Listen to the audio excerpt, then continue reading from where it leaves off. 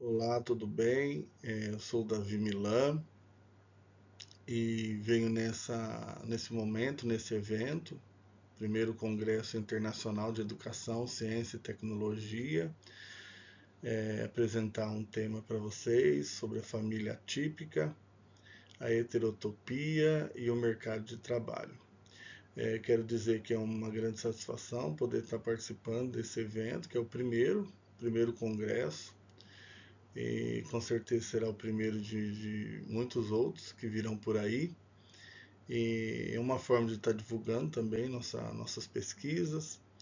E quero agradecer a comissão organizadora e todos os outros amigos palestrantes que estarão trazendo também as suas palestras, vão estar trazendo as suas ideias para que esse evento ocorra da melhor forma possível. Então, aqui na primeira edição de 2024, eu trago esse tema sobre o mercado de trabalho, sobre as pessoas atípicas, com algum tipo de deficiência, que estão inseridos no mercado de trabalho, bem como as suas famílias também, a atuação destas em relação a essas pessoas que estão diretamente inseridas no mercado de trabalho, e bem como, mais especificamente, as pessoas com TEA. Então eu vou continuar aqui com a minha apresentação e a gente vai estar nesse momento pensando, refletindo sobre esse tema que é de extrema importância nos dias atuais. E aí aqui, com o passar dos anos, logo numa introdução da minha fala, a gente, em decorrência dos avanços aqui da pesquisa na área médica, a gente vai ver que a quantidade de jovens e crianças diagnosticados com TEA, que é o transtorno do espectro autista, do espectro do autismo, segundo estudos consolidados por especialistas, vem aumentando de forma considerável. Então, aqui nessa introdução, a gente vê que esses diagnósticos, inclusive tem diagnósticos considerados os tardios, com pessoas adultas, a gente vê também um número aí considerável, e crianças também, jovens, também, vários diagnósticos têm ocorrido nos dias atuais. Em decorrência disso, é necessário que métodos e procedimentos de ensino e aprendizagem, como adaptações curriculares específicas para esse público-alvo, já vêm sendo e presentes na escola, que devem estar presentes na escola, ou seja, pesquisados e colocados em prática para que os direitos educacionais sejam efetivados desde a educação infantil. Então a gente vê aqui realmente que essa discussão ela é pertinente nos dias atuais, que perdura por algum tempo já essa discussão do autismo, das pessoas com TEA, que é o transtorno do espectro autismo, que essas pessoas que estão aí inseridas no meio acadêmico sejam atendidas nas suas especificidades, que elas possam ser atendidas de acordo com a sua necessidade, que toda a as ferramentas que os professores ali no ambiente escolar utilizam sejam de fato significativos para essas pessoas com necessidades especiais e especificamente as pessoas com TEA, que sejam atendidos na sua integralidade, não sejam apenas atendidas na sua parcela, em algumas parcelas, porque a gente vai ver mais para frente como as características basilares e principais aí do sujeito que tem o transtorno do aspecto autista. Então a gente vai estar analisando e vendo não só a inclusão desses sujeitos no ambiente escolar, mas também no ambiente corporativo.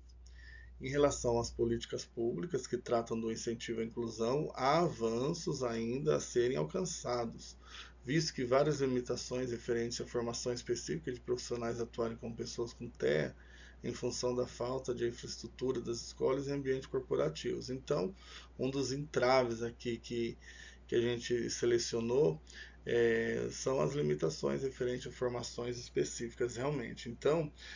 um dos entraves aqui que fazem com que a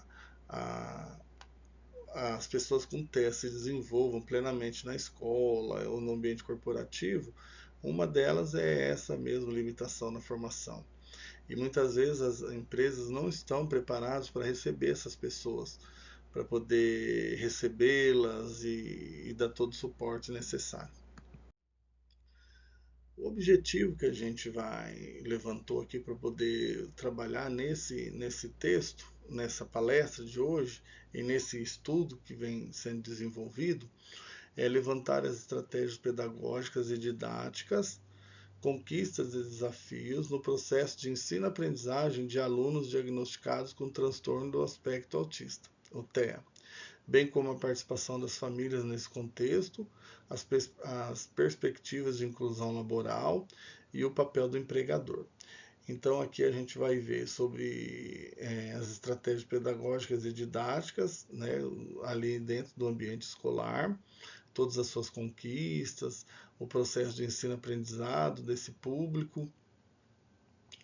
e também a participação das famílias nesse contexto e a perspectiva da inclusão laboral e o papel do empregador.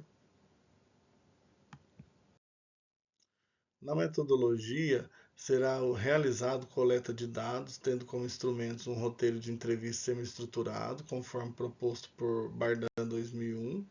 Manzini 90-91, contendo questões que abordaram temas como os dados dos estudantes e dos pais, informações sobre o descobrimento de diagnóstico, além de questões do cotidiano. Partindo dessas premissas, foi realizada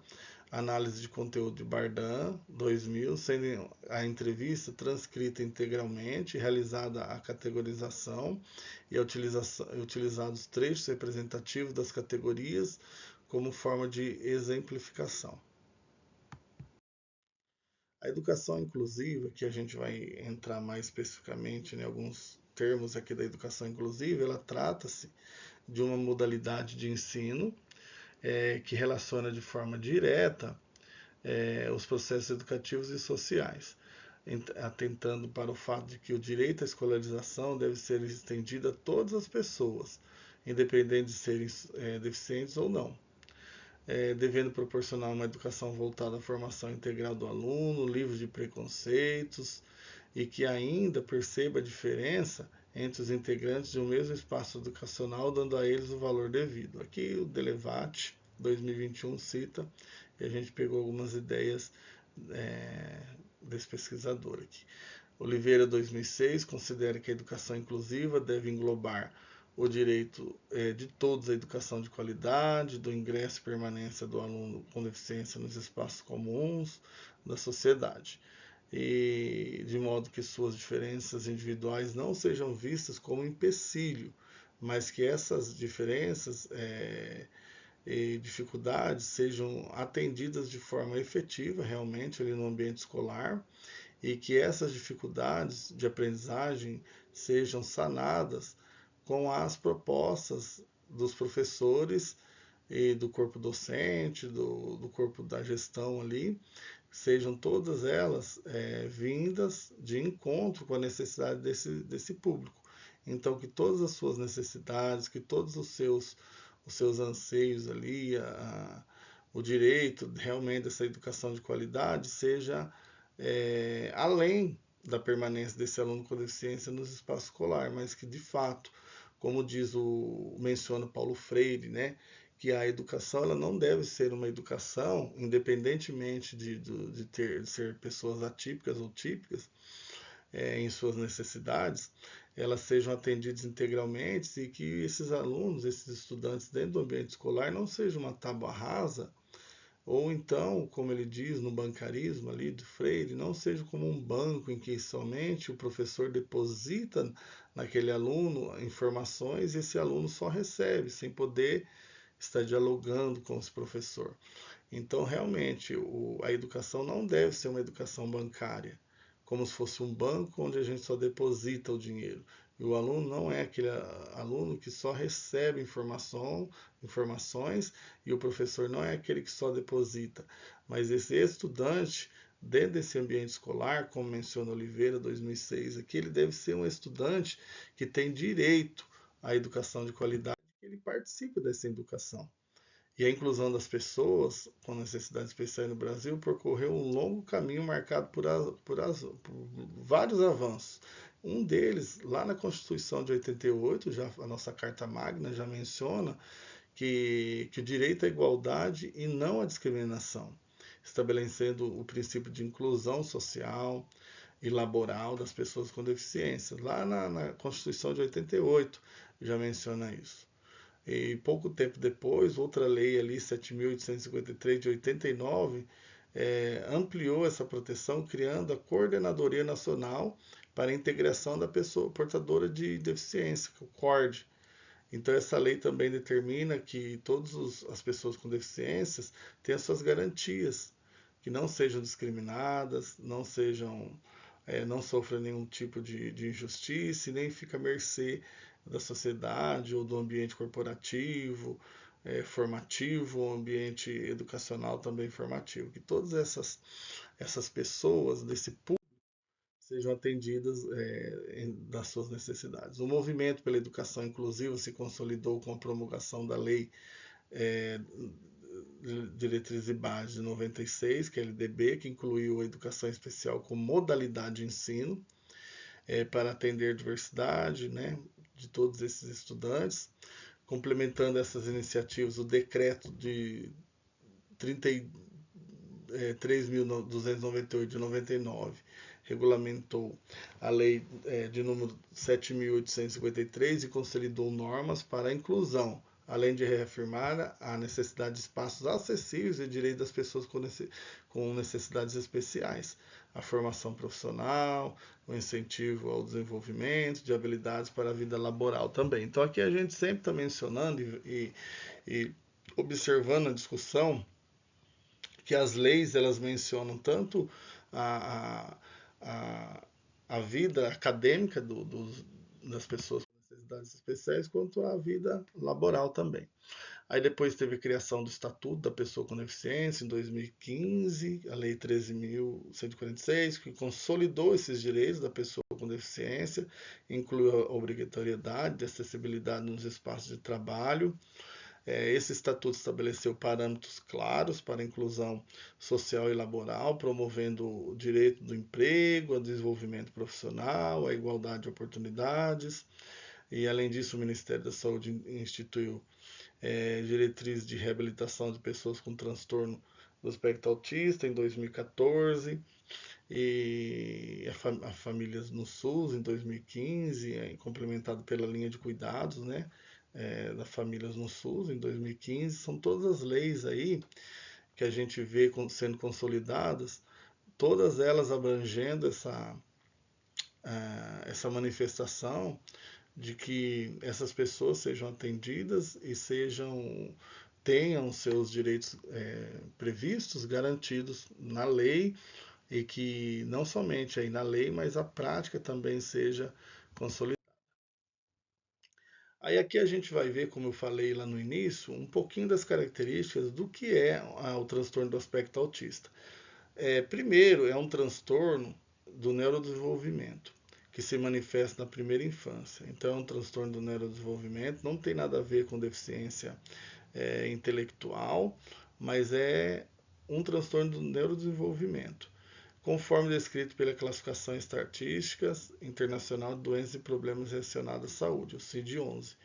E como ele é um espectro, ele transita entre três níveis, né? O nível 1 de suporte, o nível 2 e o nível 3 de suporte. E dentro desses níveis aqui há variadas características. Então, cada pessoa ela vai ter ali as características do TEA variadas dentro desses três níveis.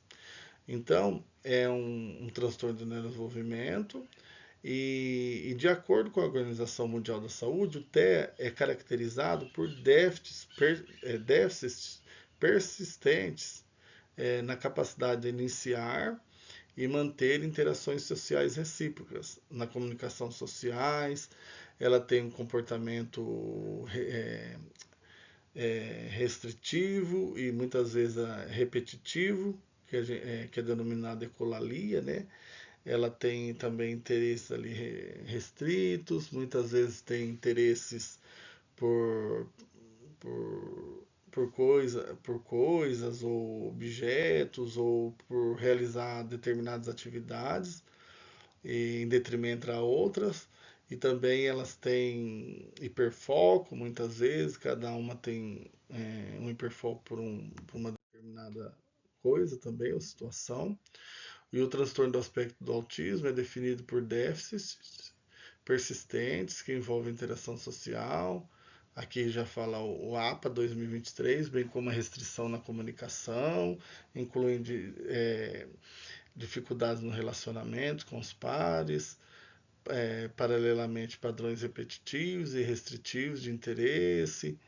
E isso vai desenvolvendo pessoal, social e cognitivamente, e também o afetivo da pessoa, resultando em dificuldades notáveis, muitas vezes no ambiente social, nas atividades diárias. Então, são algumas características que determinam a pessoa com TEA. A inclusão de alunos com transtorno do aspecto autista no ambiente escolar tem sido um desafio constante para educadores, gestores, familiares que enfrentam dificuldades relacionadas à adaptação curricular. Formação docente, suporte e suporte especializado também são alguns entraves que têm dificultado a inclusão dos alunos no ambiente escolar. Conforme discutido por Tugnet, Santos e Silva, 2023, as intervenções específicas são essenciais para atender às necessidades desses alunos, mas há uma carência de estratégias eficazes que considerem a diversidade dentro do próprio espectro. O estudo de Ribeiro 2014 destaca que a comunicação entre os professores e alunos com TEA é um dos principais obstáculos no ambiente escolar. Então é de suma importância também que não deixe esse aluno sem ter esse diálogo com ele, porque senão pode desencadear aí nesse aluno um isolamento, desencorajando esse estudante de poder estar avançando cada vez mais no aprendizado. Então é importante também que o professor esteja atento às necessidades desse estudante e o ampare nos momentos que ele precisa ser amparado. A inclusão escolar de alunos com transtorno do espectro autista no ensino fundamental 1 continua sendo um desafio no Brasil, como evidenciam Milan e Leopoldino em 2024, continua um desafio, embora a legislação brasileira, como a Constituição de 88, preveja tratamento igualitário entre todos os cidadãos, há ainda esse entrave do desafio que é o atendimento, né, desses estudantes na educação básica. Montoan 2023 destaca que a inclusão escolar envolve não apenas a presença física desses alunos com deficiência na sala, mas a transformação das práticas pedagógicas, a promoção da educação inclusiva para alunos com transtorno do aspecto autista no ambiente escolar exige muito mais que a presença física, mas estratégias, né, adaptações. Segundo aí o Moscardini e Demlin, um aspecto crucial das adaptações necessárias envolve a reformulação do currículo, que é uma pauta muito importante também, além dos aspectos físicos, adequações de recursos, estratégias didáticas e métodos de avaliações. A inclusão requer um reforço contínuo para superar barreiras estruturais e pedagógicas. E aqui a Carla Etial discute que as estratégias aqui usa gamificação, oferece uma maneira interativa e personalizada de abordar a necessidade escolar, que levou em consideração a tecnologia, trazer tecnologia para poder trabalhar com essas crianças, com esses alunos, adolescentes, jovens, em relação ao seu ensino e aprendizado, utilizar essas ferramentas para poder desenvolver o aprendizado deles. Atualmente está bastante evidente o processo de inclusão no ambiente corporativo, e com isso vem à tona discussões acerca de neurodiversidade, cujo conceito consiste em reconhecer e respeitar as especificidades neurológicas, que compõem o ciclo de vida de muitas pessoas, dentre os quais podemos destacar a dislexia, o autismo, o transtorno de déficit de atenção, o TDAH, dispraxia, síndrome de Tourette, dentre outros. Então aqui a gente vê algumas porcentagens aqui de acordo com o IBGE, a quantidade de pessoas PCDs no território nacional que estão no mercado de trabalho são de 26,6 pessoas com deficiência, 28,3 inferior aos 66% não deficientes. De 7 em cada 10 pessoas com deficiências que procuram trabalho estão fora do mercado de trabalho. Aqui são dados do IBGE de 2022. Em outro dado importante, reflete também na questão salarial. As pessoas com deficiências recebem mensalmente 1.639 contra 2.619 das pessoas sem deficiência, dados do IBGE 2022. Aqui são alguns dados, então, levantados sobre o mercado de trabalho e a pessoa com deficiência. A Lei Brasileira de Inclusão, a LBI, sancionada em 2015, que garante às pessoas com deficiência, que são os PCDs, o direito a acesso ao mercado de trabalho e condições de igualdade. Nessa lei estabelece que deve ser oferecida a mesma oportunidade que os demais trabalhadores têm, além de assegurar que, quando necessário, sejam disponibilizados recursos de acessibilidade, tecnologia assistiva, especialmente ferramentas de comunicação, realização de atividades laborais e dentre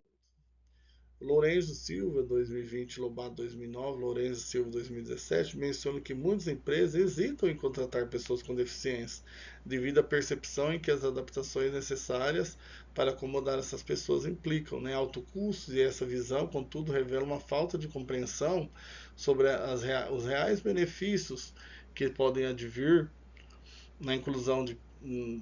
dessas pessoas no ambiente corporativo. Então, muitas vezes, o diversos estudos demonstram que ambientes inclusivos promovem maior engajamento desses funcionários, resultando em menor rotatividade e melhor desempenho organizacional. Se os donos das empresas tivessem essa percepção, que é muito mais vantajoso ter uma pessoa com deficiência dentro das suas empresas, devido ao fato mesmo do engajamento, menor rotatividade, enfim, vai ter mais lucro e mais produtividade. Becker, 2019,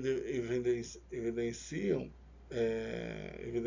uma lacuna significativa na preparação das pessoas com autismo no mercado de trabalho. Ele destaca que muitas vezes os indivíduos não possuem habilidades necessárias para executar as funções que lhes são atribuídas, a falta de formação específica e adaptada às necessidades das pessoas com autismo, compromete a sua inserção e permanência no ambiente profissional. Além disso, o cenário revela uma falha nas políticas educacionais e de capacitação. Então, além disso, esse cenário revela falhas nas políticas e de capacitação, que são dois pontos muito importantes que devem ser evidenciados, como entraves na inserção dessas pessoas no mercado de trabalho, pessoas com deficiências. A família, aqui agora a gente levando um pouco em consideração, as famílias muitas vezes é a principal fonte de suporte emocional e logístico, oferecendo estímulos e ajudando a enfrentar as barreiras impostas pela sociedade. Então a família nesse caso aqui são de suma importância. O mercado de trabalho tem desempenhado um papel central na inclusão social das pessoas com deficiência, principalmente quando se trata de pessoas com transtorno do espectro autista. Até a participação da família é um fator decisivo no processo de inclusão, uma vez que essas muitas vezes atuam como principal suporte emocional e logístico da adaptação do indivíduo no ambiente laboral. Alves e Silva, 2023, menciona aqui que as percepções da família sobre a inserção profissional de seus membros com deficiência intelectual são diretamente influenciadas pelas oportunidades e desafios enfrentados no mercado de trabalho. Então, realmente, aqui, afirmando que o apoio familiar não é só necessário, mas é um apoio que deve ser contínuo para que as pessoas com deficiências tenham aí realmente essa motivação para poder estar continuando a sua caminhada corporativa. A relação entre a família, deficiência e mercado de trabalho tem sido amplamente discutida na literatura. Aqui Lobato, 2009, menciona as leis de cotas, que embora seja um marco na inclusão, ainda enfrentam desafios significativos, como a falta de preparação adequada, tanto de empregadores quanto nos próprios empregados, para lidar com as especificidades de cada deficiência, que nesse sentido é essencial que as famílias estejam envolvidas desde o início no processo de inclusão. A atuação da família no acompanhamento no processo de inclusão laboral vai além do apoio emocional. Zimmermann, aqui 2021, Zimmermann, ressalta que a implementação de cotas de contratação pode gerar impactos diversos no mercado de trabalho. A presença da família nesse cenário pode atuar como uma ponte entre o empregador e o empregado. O papel mediador das famílias é fundamental para que as empresas não vejam a inclusão como uma obrigação, mas como uma oportunidade de emprego, e que essas pessoas tenham suas demandas aí garantidas, né? A tecnologia assistiva, que fala um pouquinho, é uma área de conhecimento e característica interdisciplinar, que engloba metodologias, estratégias, que vai falar um pouco do TA, que auxilia muitas pessoas com deficiência a ter a sua autonomia aguçada, afirma que as pessoas sem deficiência com a tecnologia torna as coisas mais fáceis, e para a pessoa com deficiência a tecnologia torna as coisas possíveis. E um assunto também muito importante aqui, que é o uso do TA, tecnologia, no ambiente corporativo, enfim, para as pessoas com deficiência sejam ainda mais, mais abrangente, que essa tecnologia alcance realmente o cotidiano das pessoas com deficiência, e que elas sejam que elas tenham, né, o direito de estarem aí no ambiente corporativo, e que tudo aquilo que a gente já comentou no decorrer da palestra, que é um direito delas estarem ali no ambiente escolar, e tenham todos os seus direitos ali garantidos,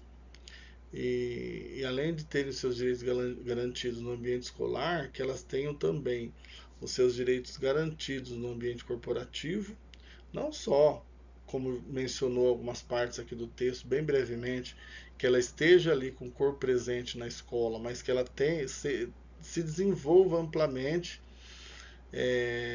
as suas habilidades, sejam respeitadas e desenvolvidas no ambiente escolar, que todo o currículo seja adaptado, todas as atividades sejam adaptadas e diretamente ligadas às necessidades desses estudantes,